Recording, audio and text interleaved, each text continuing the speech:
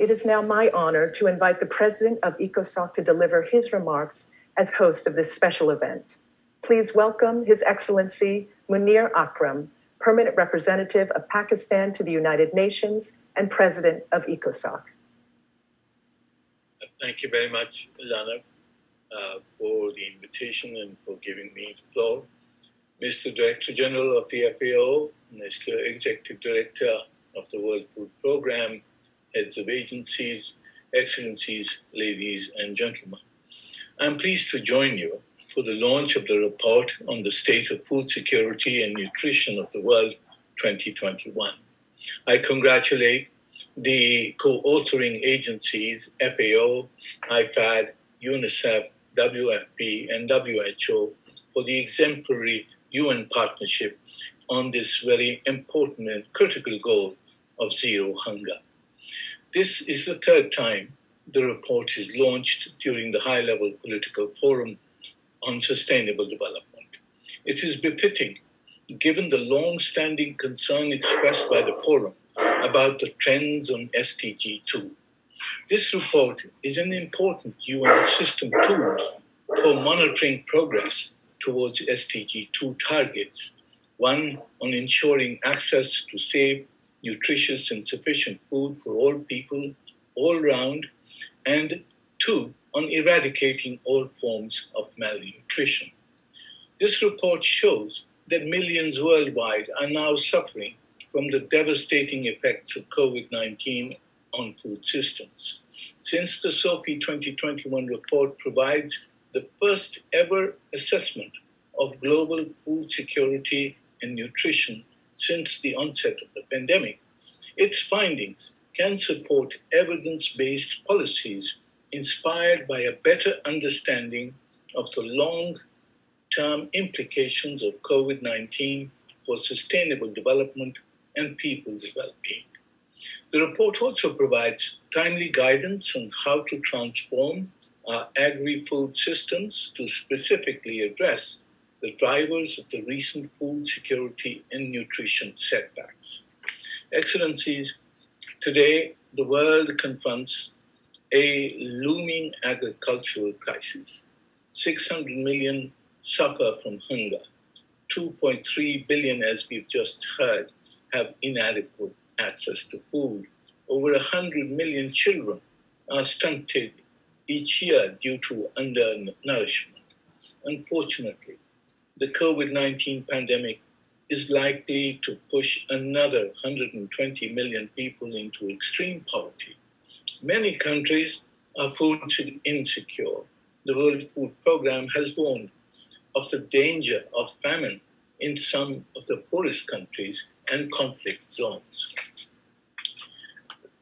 Lack of financing, shortage of investment, trade distortion, unsustainable production and consumption patterns, the degradation of agricultural lands and forests are all impeding the production and distribution of food where it is needed.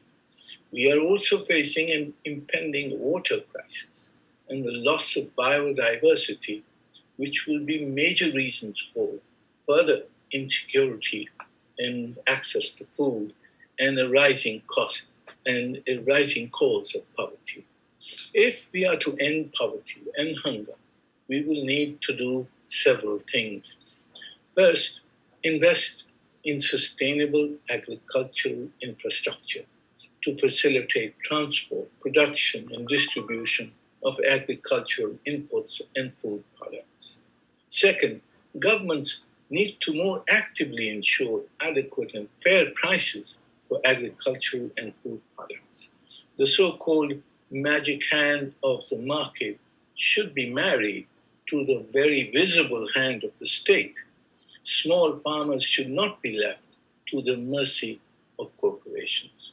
Similarly, international agricultural trade must be rationalized. The huge agricultural subsidies provided by certain richer economies distort global markets and make it impossible for farmers in the developing countries to compete. Third, the new and breakthrough agricultural technologies and techniques must be consciously applied to enhance food production, ensure efficient water and land usage, and improve seed quality. Fourth, the adoption of digital technologies is as vital in agriculture as it is in other economic sectors. Ensuring internet and broadband access to the rural areas will be vital for their integration into national and global supply chains. Fifth, and perhaps the most important, we must rethink our patterns of food consumption and production. We can eat better, and many of us would do well to eat less.